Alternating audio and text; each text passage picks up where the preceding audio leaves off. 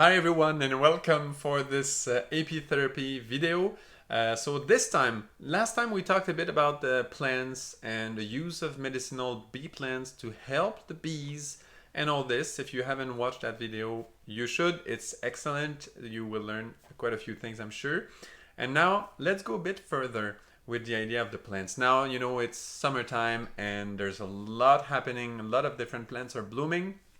And there are some really interesting things to look at. First, you know, it's very difficult to know on which plant the bees will go.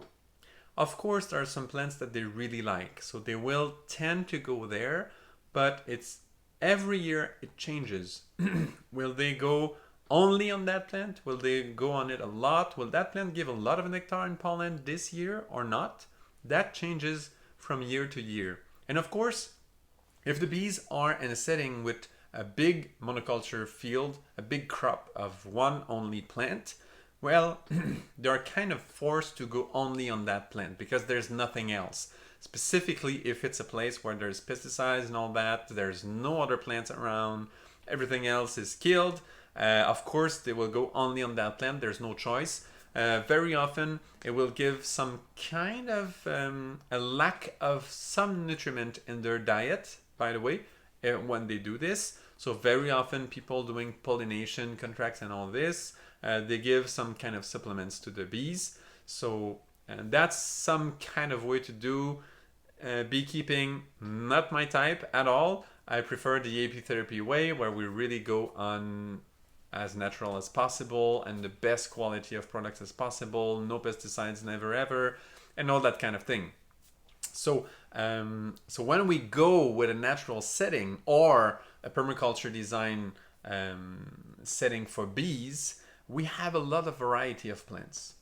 And it's hard to tell where the bees will be going. And you might be thinking it's simple, but it's not. And I've been talking about the topic with a few different beekeepers, some that have an interest on this topic since many years, and they always say the same. It's not easy. Like it's hard to predict. And why is that so?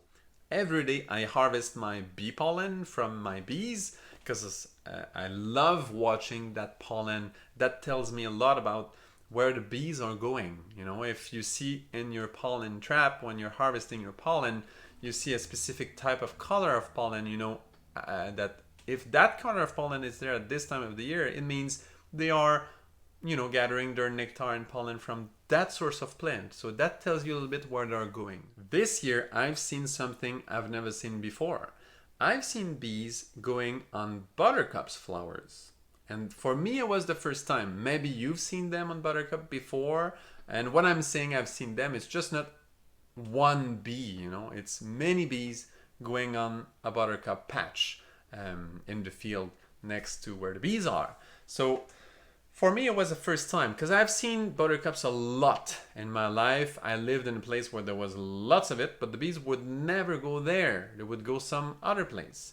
And this year, they went on those buttercup flowers, and there were other flowers in bloom at that time, and good flowers that give a fairly good amount of pollen and nectar. But those buttercups are special. Those buttercups actually grow in a place where they grow healthy. And this is actually rare. Very often, buttercups, you see them when the soil is very compacted, and also often where there's moisture, a lot of moisture and compaction from the moisture, and very often also a very acidic soil as well. So all this put together give really good conditions for buttercups to grow. In the meantime, those soil conditions, they are not very good. You know, buttercups will grow there, but they won't be super healthy. They'll be nice, you know, they'll be beautiful. You think that they are what a buttercup should be. But if you see buttercups where the soil is rich, there's enough water, they have enough sun exposure, they have everything, then you'll realize that buttercups can be really nice and beautiful and pretty, and the bees will go on them. So it depends where you grew up. Maybe that is not new for you, and where you live, bees always grow on buttercups because they grow on very good land. I have no idea. But for me, and that's what happened. So, and that tells a lot, because the bees will go on plants that have the perfect condition to produce nectar and pollen in great abundance. It's not only about choosing what variety of plants you're using in your permaculture design, if you do so, a permaculture design for bees. It's not only about choosing the type of plant, it's also about providing them the right conditions so they can produce a lot. Some plants are kind of exceptional because they can still produce a lot of nectar even if there's not so much water, very rare cases.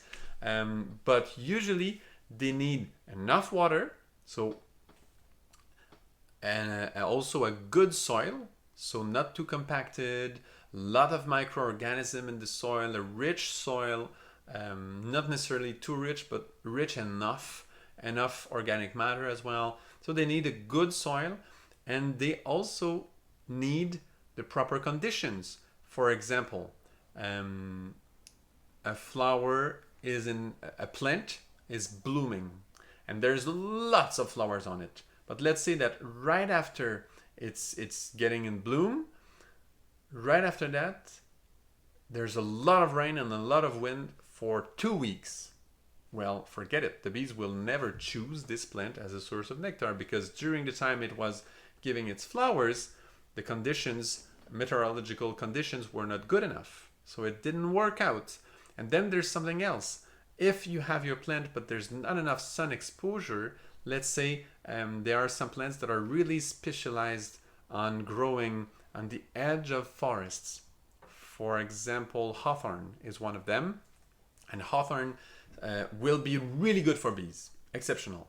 But if it grows on the edge of a forest, and then the forest grew up, and there's so many other trees that grew, and now there's no sun anymore for that hawthorn, well, then your hawthorn won't be flowering as much, because it needs sun, it needs light to be able to produce a lot of flowers. Otherwise it will be stressed out, and it will want to grow more to reach to the sun. So it will want to grow more tall. And since hawthorn doesn't grow that fast and that much, actually, well, it will never get that much sun exposure. Usually other trees that grow next to it will get it. And that depends where you live. Maybe in some places, drier places, conditions, you won't have that many other trees around. It depends where you live, of course. It's always different. But it gives you an idea of the different criteria you need to know for a plant to be producing a lot of nectar and pollen. So when you do your permaculture design for bees, and that's very important, because let's say a certain plant will produce a pollen or a nectar that gives you, or even, well, propolis it's a different story. But for pollen and nectar, let's say a plant will produce a lot of really high quality that gives you a honey or a pollen that have specific apitherapy benefits. Let's say you find that plant and you want to plant a lot of it. Well, you need to know what conditions that plant needs in order to produce a lot of pollen and nectar as well. Because otherwise it will never get it. And there are those 4 main factors that I identified. Maybe there's some other, but for the moment, let's stick to those 4 that kind of correspond to the soil. So earth, the 4 elements: the soil, earth, enough water, and the meteorological conditions, air, because all this is happening in the air, all this rain or that wind, that's where it's happening, and it prevents the bees from flying in the air. So let's stick to that. And then light, sun exposure, fire. So 4 elements. It needs to be well connected. And now in a video I explained once that the way bees are foraging on the flowers kind of reflect how inspiration comes to us, how inspiration will come to us as a human being. let's say we have, for example, the proper conditions to live in. Like our physical material conditions are good, we're not too stressed out. That would correspond to the earth element, to having a good ground where we live.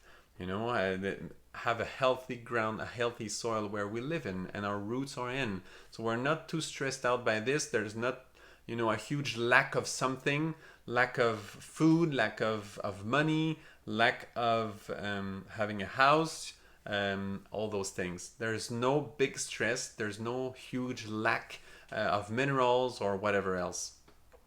So good soil condition. And then we also need good feelings. We have to feel good to have a good inspiration. Very often we need strong emotions that are positive, that are going somewhere. We need this in order to receive an inspiration.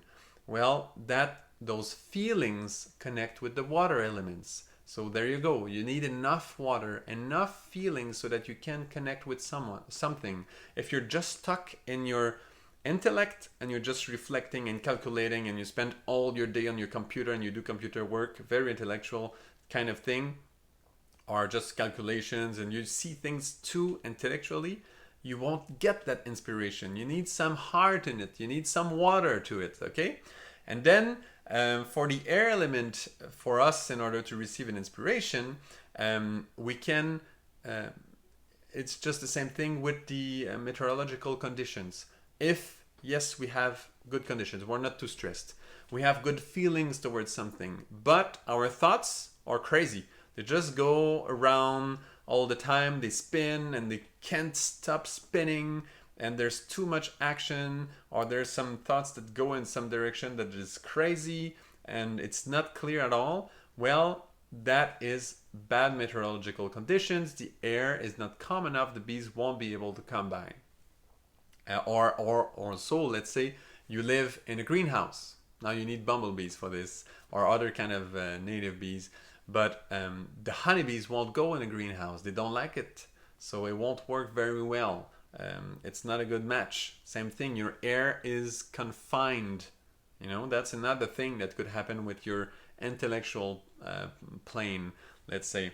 So you see a little bit, so that's for the air. And then fire, it's sun exposure. And that is a connection to a source of inspiration. You need that light. You need to read about people that did some really cool stuff, that did something amazing, that have a great philosophy. That's their light.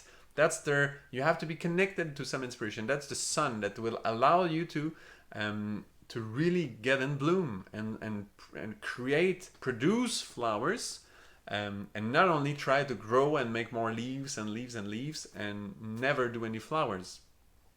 So those 4 things you need in order to be visited, connected to an inspiration.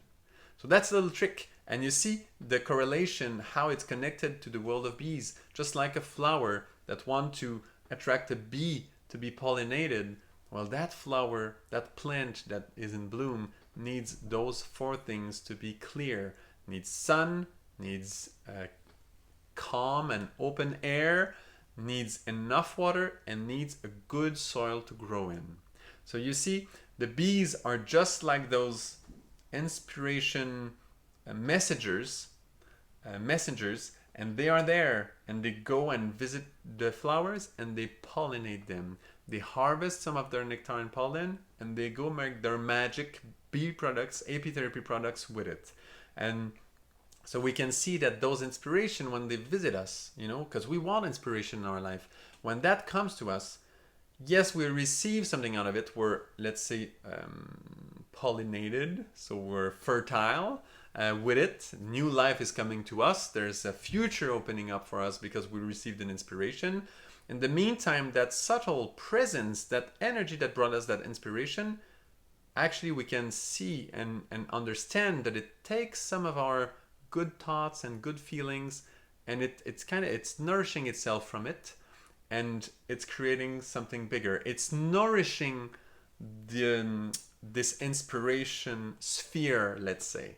So there's a connection between all those things and the bees. And for me, this is all about apitherapy, because We need to be happy in life. That's why happy culture. We need a culture of happy people. We need to be happy, and in order to be happy, we need those inspirations. They make us really happy. There you go. So thank you so much for listening. Please share as much as you can. Of course, this channel is fairly new. There's not much visibility to it. So if you're happy to share with your friends and all this, there's quite a few new points of views on apitherapy, on working with bees, that go a little bit deeper than what we usually find. And of course, there will be way more, many more video I will do on apitherapy. So thank you very much, and see you another time for another apitherapy video.